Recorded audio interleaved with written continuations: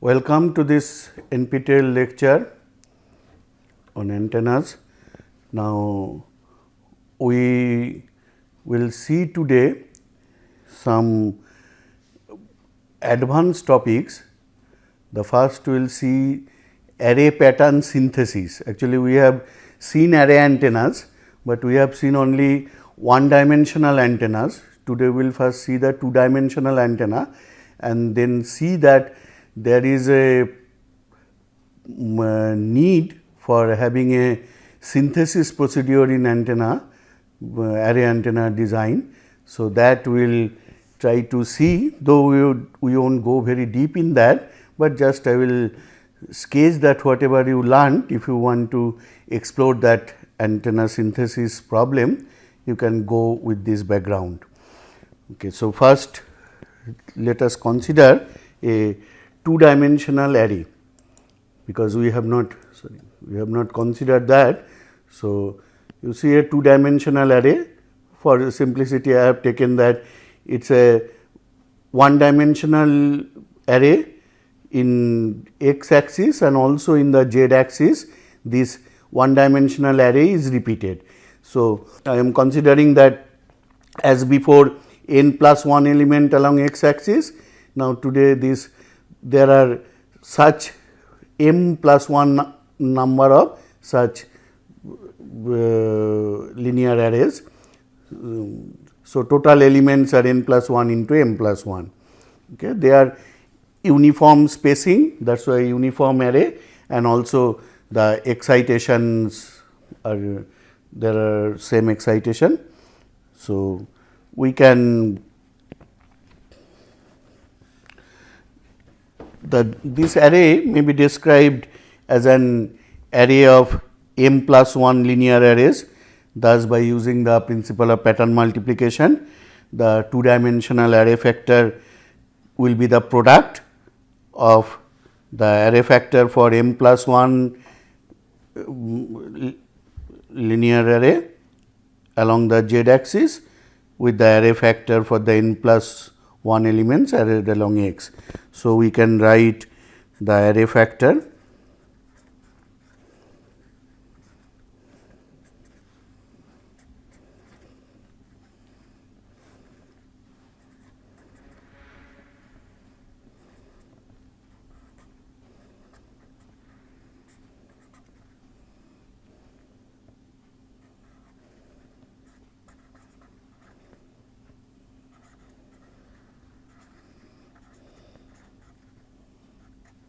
since it is two dimensional. So, we are writing explicitly the psi angle that we are expressing in terms of theta phi.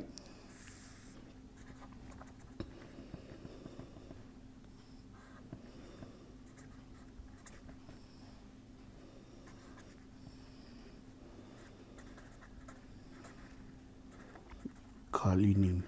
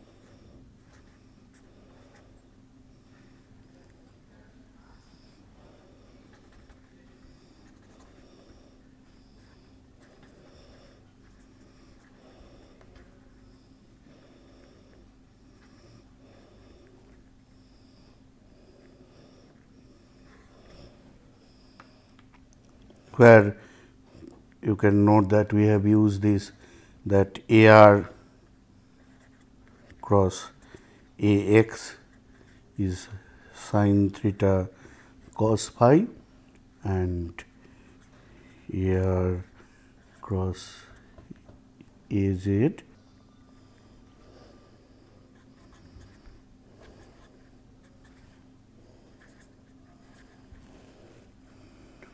Now, as before, we generally go to the U plane. So, here since it is two dimensional, we will introduce the two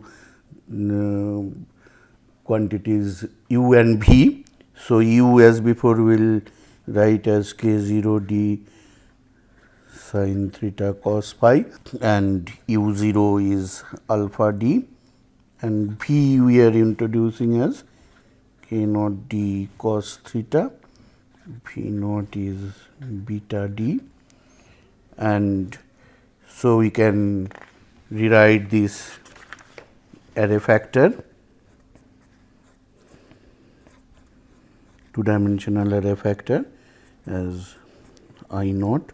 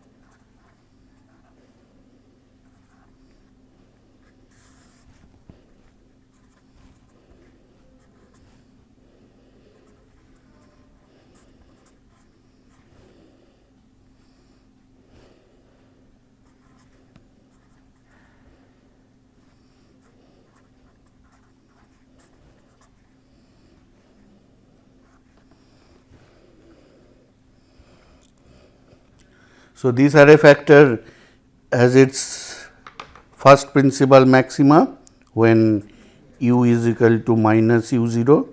So, first principal maxima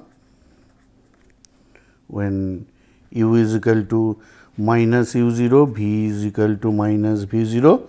So, in that direction it has the maximum radiation, and if we take alpha is equal to 0 is equal to beta, that means the progressive phase shift, then this direction will be perpendicular to the plane of the array, that is along plus minus y direction. For suitable values of alpha and beta, the beam can be directed in any direction. So, this is called the concept of phased array, that if I want to move the beam, that can be done by putting some values for alpha beta. So, whatever in which direction you want to put, based on that alpha beta can be put the values. So, since this is done electronically, that is also called electronic scanning. In the case of a broadside array, the angular width of the lobe in the x, y and y z planes is obtained by setting n plus 1 by 2 u is equal to plus minus pi, and so this is in the x y plane, and in the y z plane m plus 1 by 2 v is equal to plus minus pi. So, the same that we have done for linear array. So, it can be easily shown that bandwidth beam width in the x y plane is given by 2 lambda naught by n plus 1 d, and beam width in the y z plane is. So, in both the cases you can see that as the case for broadside array, the beam width is this, the null to null beam width, this is inversely proportional to the array length in that axis. In a similar way, the half power beam width can be shown to be that beam width 3 dB in the x y plane, that will be 2.65 lambda naught by n plus 1 pi d,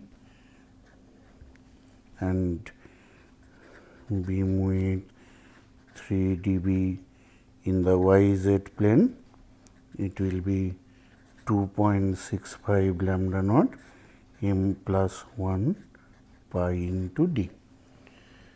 Now, from this we can find out, since we have in two planes we have the beam width. So, directivity can be obtained, and please note that there are two beams.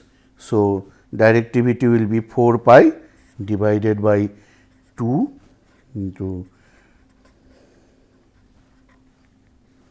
bandwidth 3 dB,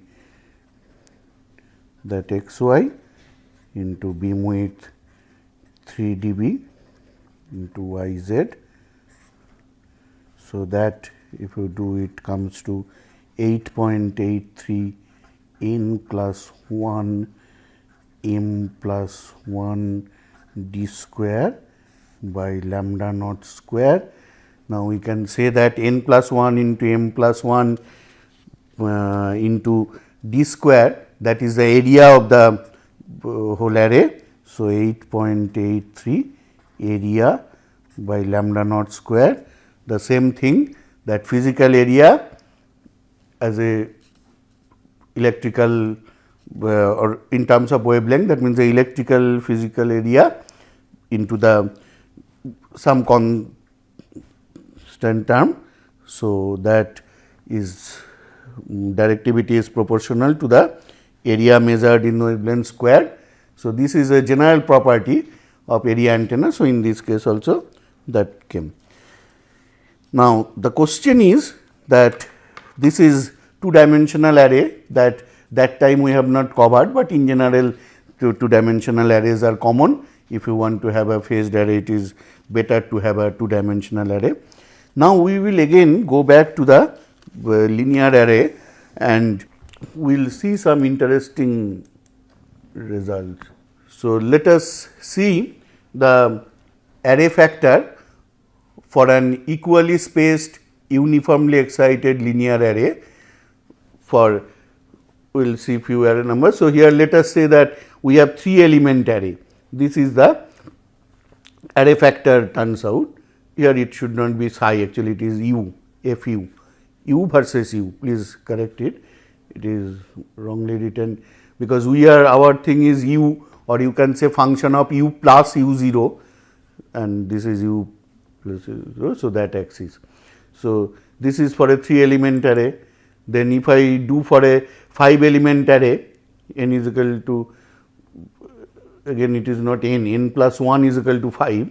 So, you see this is the array factor. So, compared to the previous one, you can see that we are having the, let me show the previous one, compared to that the n is equal to 5, the beam width is reducing. If I go to n is equal to 10, beam width is reducing, but also you see that number of side lobes are also increasing, and this. Now, from these 3 graphs, I am again showing this, we can draw several conclusions. The first one is that as n increases, n or n plus 1, in our case we are considering n plus 1 always odd number, because we are placing a central element at the coordinate of our array thing. So, as n plus 1 increases, the main lobe gets narrower.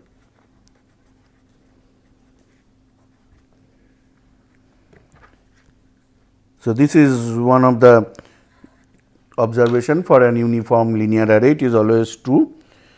Now, again if n plus 1 increases, the number of side lobes also increases. But how many? Can we say that? Yes, we can say that number of full lobes means number of full lobes means one main lobe plus all side lobes. In number of full lobes in one period of F U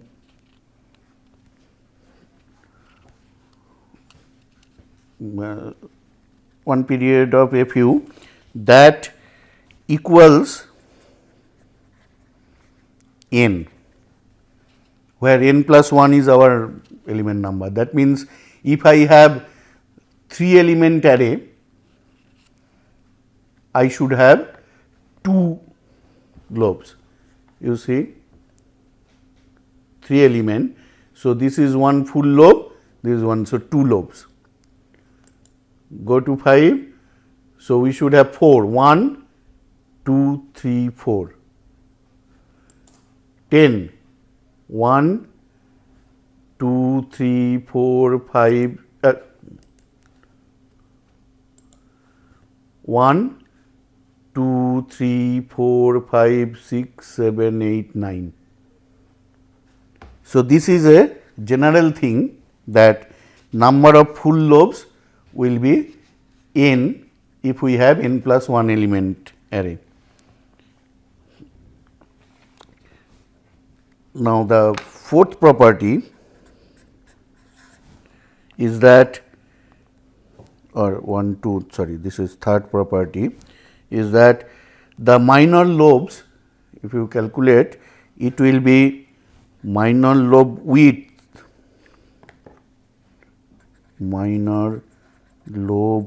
width, is 2 pi by n plus 1, and the major lobe or the grating lobe, both major lobe or main lobe and grating lobe, major lobe as well as grating lobe, width is double of that, is 4 pi by n plus 1.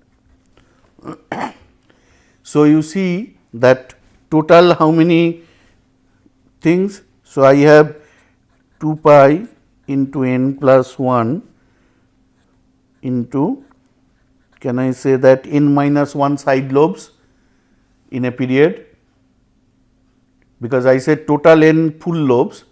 So, n minus 1 side lobes, 1 plus 4 pi by n plus 1. What is this? You can take 2 pi by n plus common, that gives you n minus 1 plus 2. So, it is n plus 1, so it is 2 pi, and we always say that f u is a repeats periodic function with 2 pi is the period. So, this is also one interesting thing.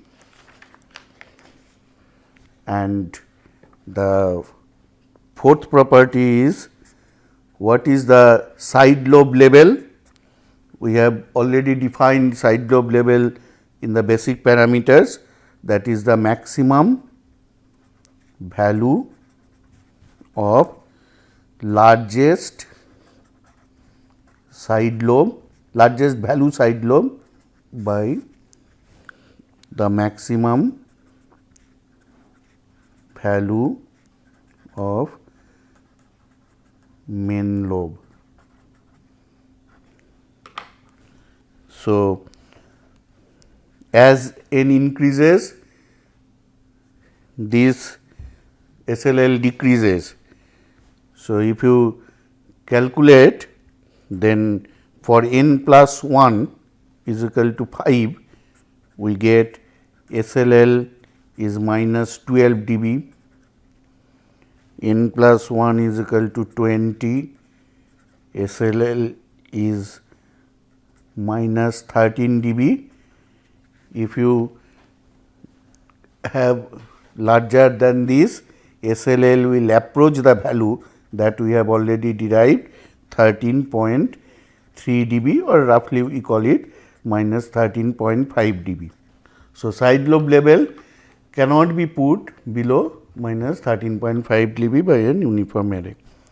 Also, there is another property that you can easily prove, that F u is symmetric about pi. this thing you can see that if this is pi, you see this is symmetric, this point is I think pi, then this point is pi, you see it is symmetric, this point is pi, you see it is symmetric, also it is periodic with 2 pi.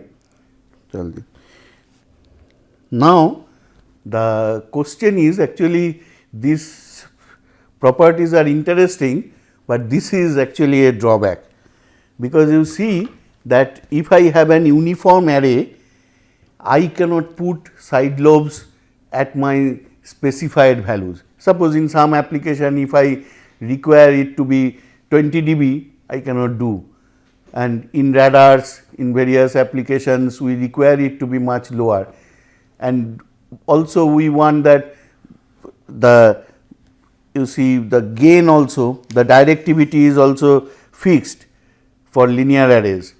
It is inversely proportional to the given array length, but it cannot be changed.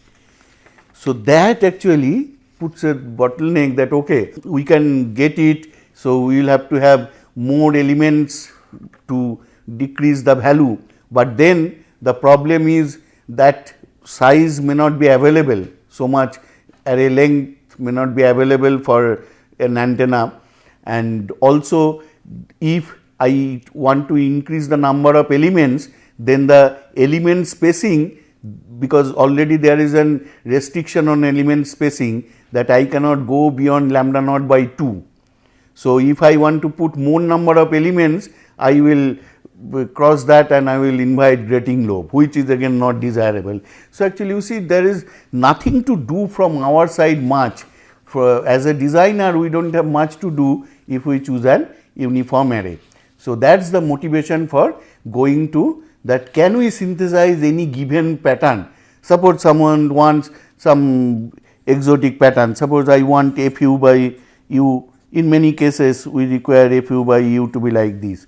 This is called sector beam, that in a particular sector I want uniform, outside that I do not want, but that type of thing, is it possible? Or someone might say that I want that I do not want any side lobe, or I want side lobe to be very small, I do not care about what is the directivity. So, these things are not possible with an uniform array. Always there will be side lobes, always there will be that throughout the whole space the beam is extending, may not be the main beam, but the other beams they are always radiating. So, from that place if there is a strong interference that it will pick up, a strong noise that it will pick up, etc. So, this is the motivation for going to array pattern synthesis.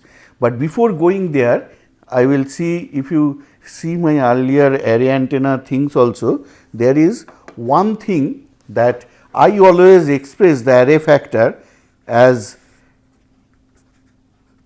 Fu by U. Now, U, what is U? U we have defined as K naught D cos psi plus alpha D, or I will plus U naught, where U naught is equal to alpha D or beta D as the case may be. That means the progressive phase shift, etc. Now, this is a constant in a particular case for anything. The point is, you see this U, what is the physical significance of this U? The significance of psi we have seen that if I have an array axis, this is my array axis and my observation point is here, the solid angle that the observation point's radius vector makes with the array axis is psi, angle psi. That was our thing, but if I have the array axis as a particular x and y, then I know that what is the value of this psi in terms of theta phi. But what is the physical significance of U? Actually, there is no physical significance of U, but it is very easy to understand this whole array theory in terms of this fu function, because this becomes very simple, that sinc type of function it comes, that is why I do it. But now suppose I got a pattern, array pattern function, now can I go back to the physical significance? That means if I want to see that in theta plane or phi plane how it looks like, so that means we generally want radiation pattern of this array factor to be in the polar plot.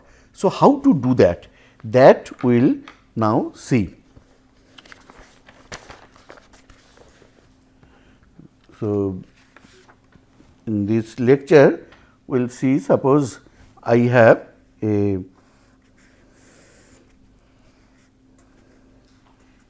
fu something like this, that this is my u and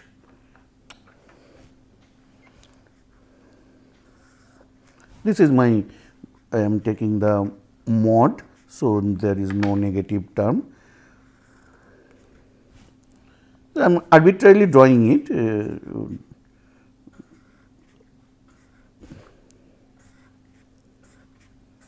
This is arbitrary. So, this should be symmetric. So, here then suppose this is my main beam I am getting. So, obviously, main beam always we get at a point where the sin u plus u naught, that is should be 0, that means at minus u naught. This is always true. If for a broadside array this u naught is 0, that is why it comes here for an parallel. So, this is a general thing. So, this is my 0. Now, the first task is to put where is the, let us say that we are talking of x axis array, which we did for our linear array. So, first let us put that actually this relation you see u is equal to k naught d cos phi plus u naught. Now, this cos phi can be, in case of any particular axis, this will be replaced by u is equal to k naught d cos theta, let us say, plus u naught. Now, what is actually, this is the transformation relation. That means, I want it in place of theta u. You see, I have written this because cos psi, actually it is k naught d cos psi. Now, that psi in a particular case will take the form of either sin theta cos phi or cos theta something. Now, so this is a physical thing.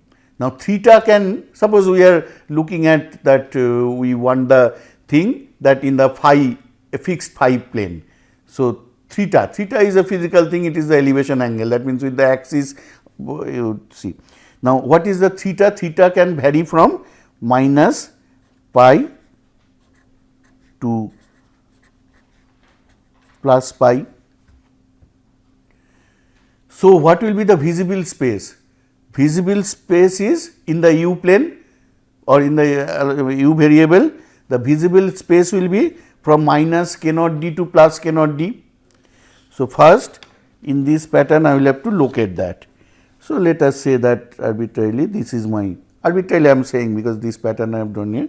So, first I will have to locate the thing, maybe it will, so this value is then k naught d, theta can actually in our coordinate system theta is 0 to pi and phi is 0 to 2 pi, sorry. So, if it is 0 to pi, then what is the value when theta is equal to 0, then u is equal to k naught d. First, so let me write theta is equal to 0, u is equal to k naught d plus u 0, and when theta is equal to pi, u is equal to minus k naught d plus u 0.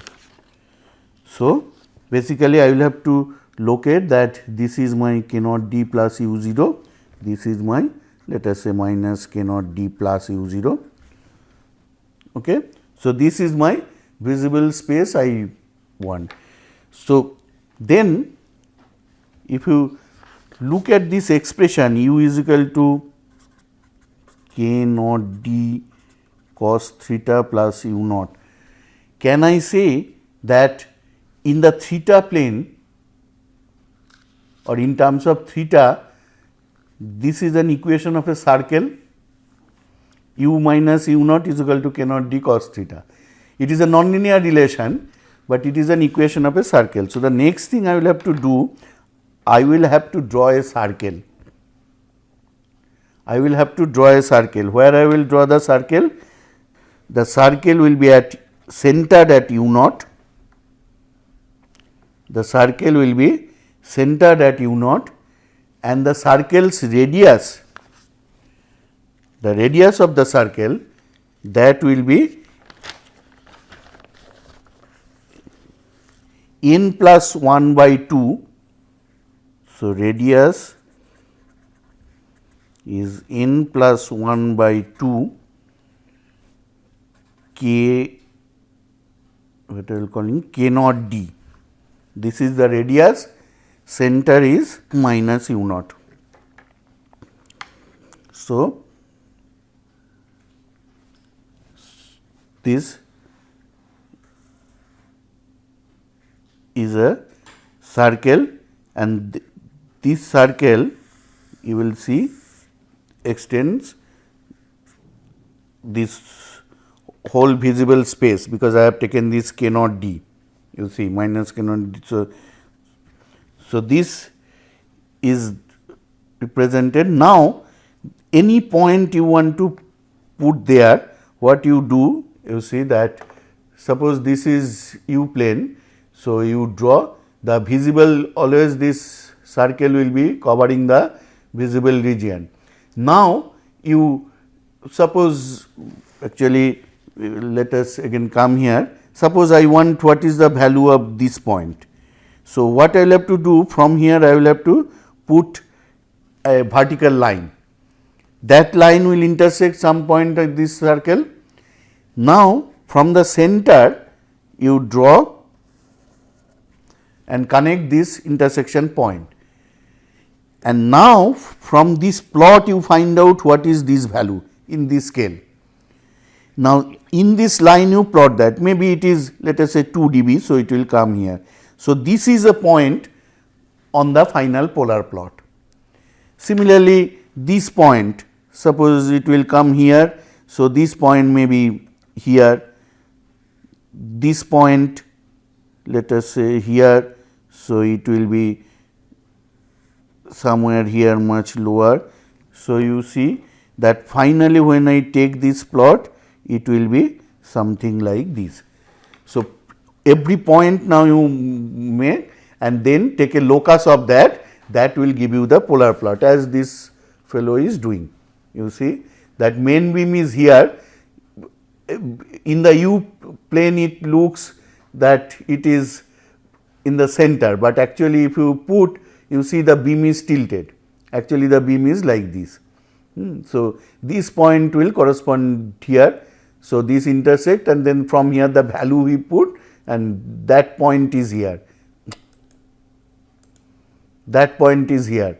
Similarly, this point he has put here, but the value is actually here. So, this point he has connected like this. So, finally, this locus is the polar plot. So, this is the technique that should be used, because this transformation actually demands this. So, by that now you get a physical insight that okay, where is the beam, etc. So, with this I end this discussion. The next lecture will go to that what is the synthesis, how to do the attempt the synthesis procedure, that we will discuss. Thank you.